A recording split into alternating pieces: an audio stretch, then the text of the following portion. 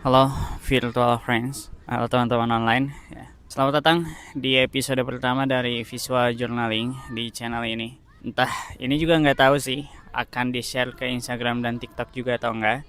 Tapi yang jelas kalau di YouTube ini sudah pasti akan muncul. Dan dibuatnya series visual journaling ini bukan untuk tujuan tertentu, tidak mencari viral, tidak mencari apa ya, tidak untuk dimonetasi juga, tapi ini benar-benar pure sebatas hobi aja gitu.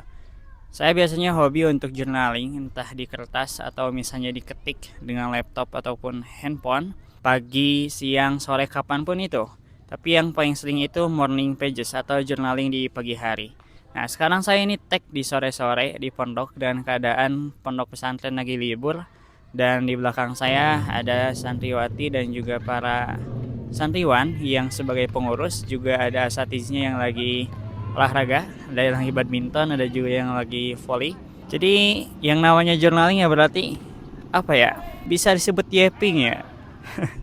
Entah setuju atau enggak gitu ya. Karena memang journaling itu hanya mencurahkan apa yang kita pikirkan ke dalam bentuk tulisan atau ya biasanya tulisan gitu.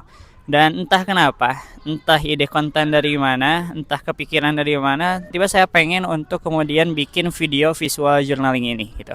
Karena rasanya menarik untuk kita melepaskan apa yang ada di dalam kepala kita dalam bentuk sebuah monolog video gitu ya, video monolog yang kemudian kita sebut itu sebagai visual journaling. Mungkin di visual journaling episode pertama ini nggak akan banyak visual yang ditampilkan kegiatan-kegiatan seminggu kemarin atau misalnya kegiatan beberapa hari kemarin ataupun hari ini. Kenapa? Karena tentunya saya juga belum tag banyak, nggak kepikiran akan bikin visual journaling ini sedari kemarin. Jadi saya tidak mempersiapkan bahan-bahannya kayak gitu. Jadi ini benar-benar pure tag dadakan gitu ya. Nah, kita ngobrol aja gitu ya sambil mendengar suara orang lalu lalang, anak-anak lagi main juga di sini, ada yang main layangan di sawah. Ada juga anak-anak perempuan yang lagi main apa ya? Sundanya anyang-anyangan tuh, anyang-anyangan. Nah, ada yang lagi main anyang-anyangan juga gitu anak perempuan. Dalam satu waktu ini banyak sekali orang yang beraktivitas dan kita nggak pernah kepikiran itu.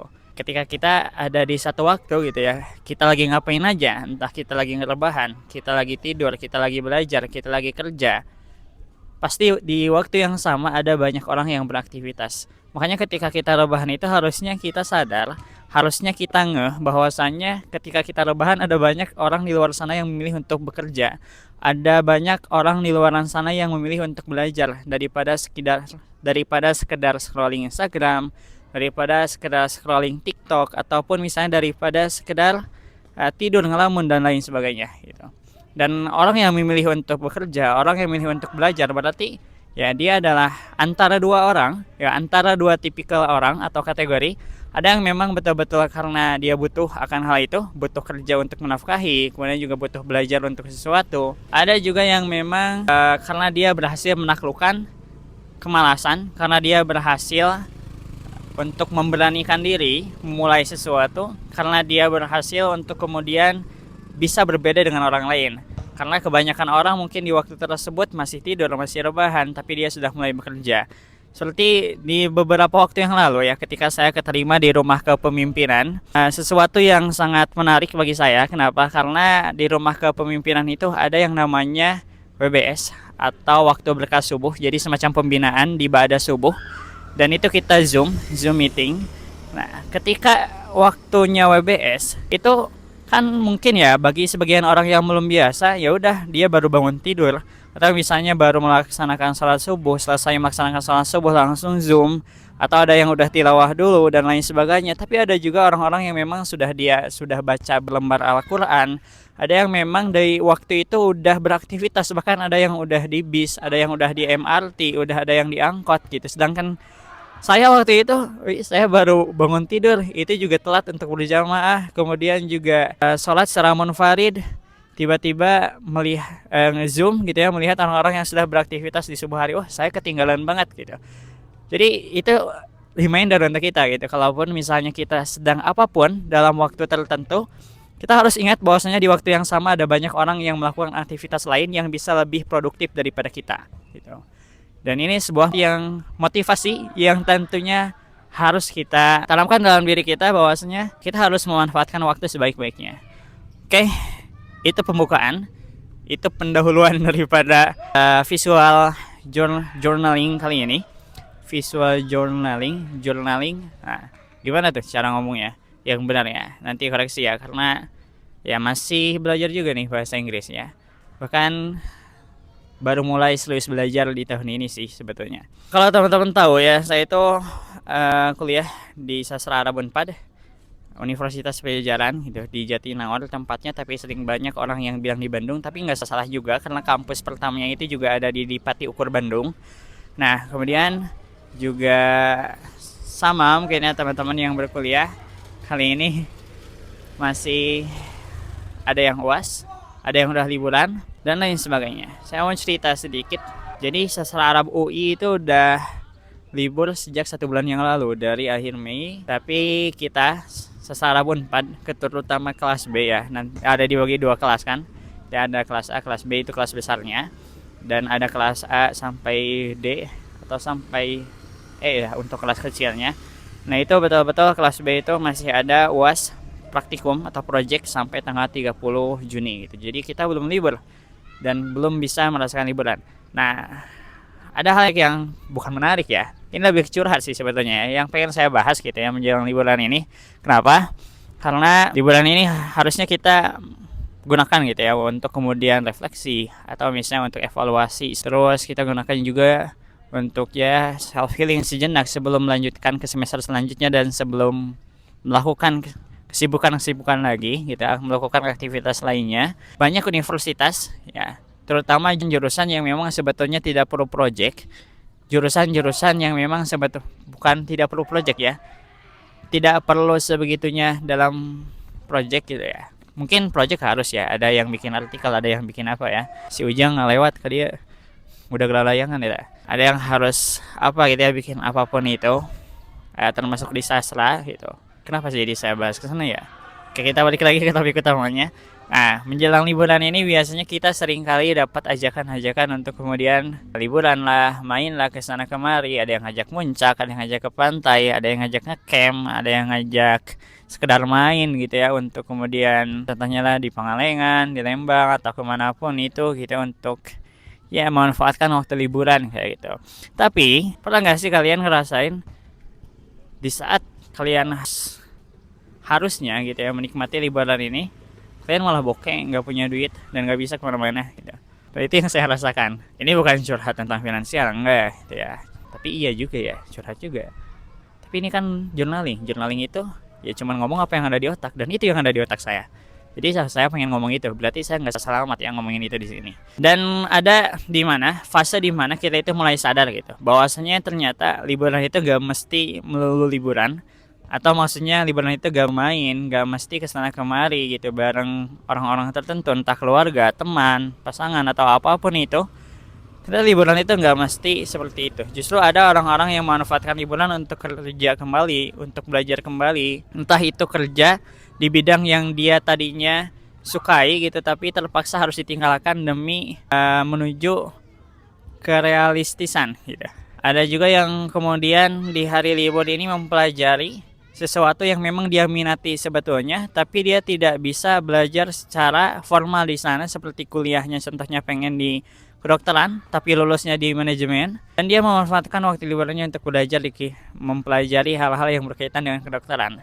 Ada juga yang seperti itu, dan ketika ditanya alasannya, itu kebanyakan mereka mengatakan bahwasanya ini adalah self healing saya, jadi saya menekuni apa yang saya minati, seperti itu.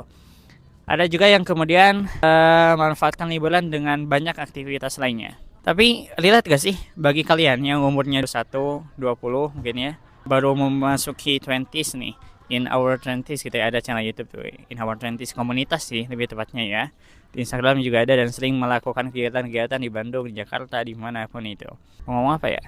Oh iya, pernah gak sih ngerasain kalian ada di fase dimana main itu udah nggak penting-penting amat buat kalian. Jadi main itu ada di urutan kesekian dari prioritas aktivitas kalian. Kenapa?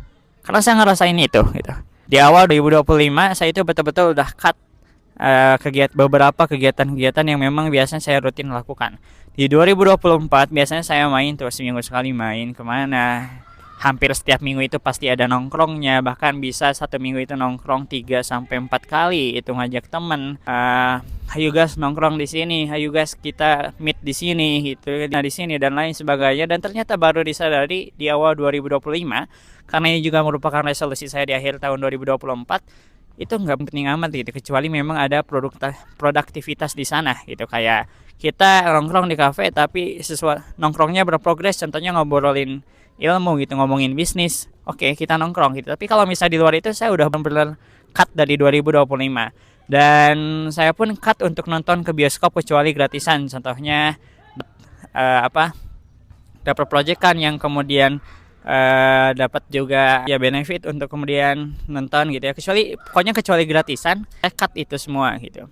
Saya lebih untuk kemudian memprioritaskan dana yang ada, budget yang ada untuk hal-hal lainnya gitu. Saya taruh di mana, kemudian itu untuk apa, saya untuk apa, meskipun pada akhirnya juga keteteran. Tapi saya jauh merasakan lebih banyak ketenangan daripada kita memenuhi ego kita untuk kemudian bisa main sana sini, bisa nongkrong sana sini bareng orang-orang tertentu, bareng banyak orang gitu, dengan asumsi, dengan berbagai macam perspektif gitu ya. Nongkrong itu kan ada yang memang bilang nongkrong itu ya berguna juga gitu untuk relasi, entah itu untuk perjalanan karir kita. Nah, iya sih memang gitu ya, ada gunanya juga. Tapi saya mau tanya deh, dari 100 nongkrong yang pernah kalian lakukan, atau misalnya dari 50 nongkrong yang kalian lakukan, di berapa kali nongkrong kalian bahas bisnis? Di berapa kali nongkrong kalian bahas agama? Di berapa kali nongkrong kalian bahas sesuatu yang menunjang masa depan kalian? Dan bukan cuma ngomongin doang, tapi betul-betul berdampak untuk diri kalian. Bisa jawab?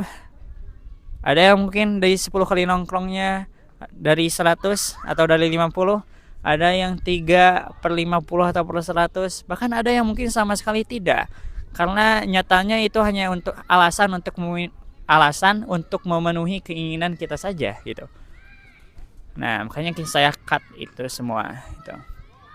Wih, udah jam 5:30 ya, bentar lagi ini. Terus nanti harus ke masjid, aktivitasnya juga dan kegiatan juga harus dihentikan. Jadi kayaknya visual journaling kali ini cuman itu aja.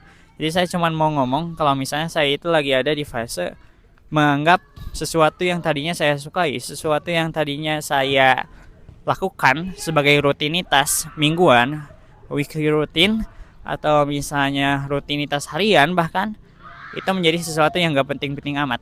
Dan sekarang saya sedang adaptasi untuk kemudian terbiasa dengan kehidupan yang biasa-biasa saja, tapi banyak memberikan manfaat.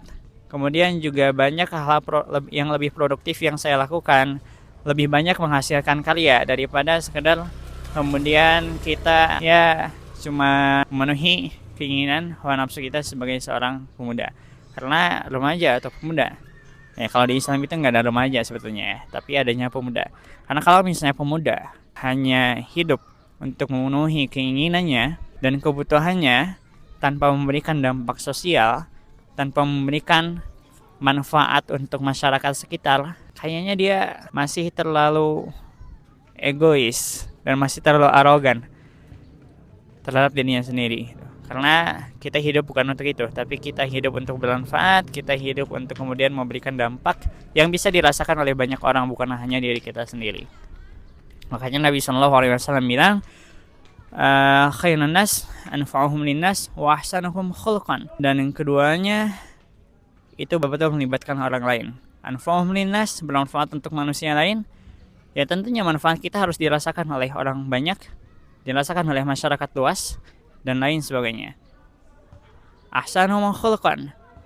Khulqan itu kan akhlak dan adab, itu bedanya tipis. Akhlak itu adalah sesuatu karakter atau etika yang terbentuk dari hubungan kita dengan Allah secara langsung, makhluk dan khalik. Sedangkan adab itu adalah etika atau karakter yang terbentuk daripada hubungan sosial antar kita sesama manusia. Tapi keduanya outputnya adalah untuk berbuat baik kepada orang lain, berbuat baik kepada sekitar, bersikap baik juga. Bukan hanya bersikap, tapi juga berkata bahkan. Ya, wa qul linnasi husna gitu. Nah, ya gitu dah. Oh iya, di sini juga lagi ada ini nih, banyak kopi. Karena di pondok ini juga ada pabrik kopi dan ini juga lagi dijemur kopi-kopinya. Udah dilipat sih karena udah sore gitu. Kalau tadi siang masih dihamparin untuk dijemur. Jadi gitu dulu untuk visual journaling kali ini. Maaf ya kalau misalnya pembahasannya kesana kemari, karena yang namanya journaling itu kayak gini gitu. Kalau misalnya kita ngomong topik tertentu, ya bukan journaling, tapi kita benar-benar monolog gitu. Dan dengan topik yang sudah ditentukan. Tapi karena ini journaling, ya beginilah. Dan terima kasih sudah menonton. Sampai jumpa di visual journaling berikutnya. Assalamualaikum warahmatullahi wabarakatuh.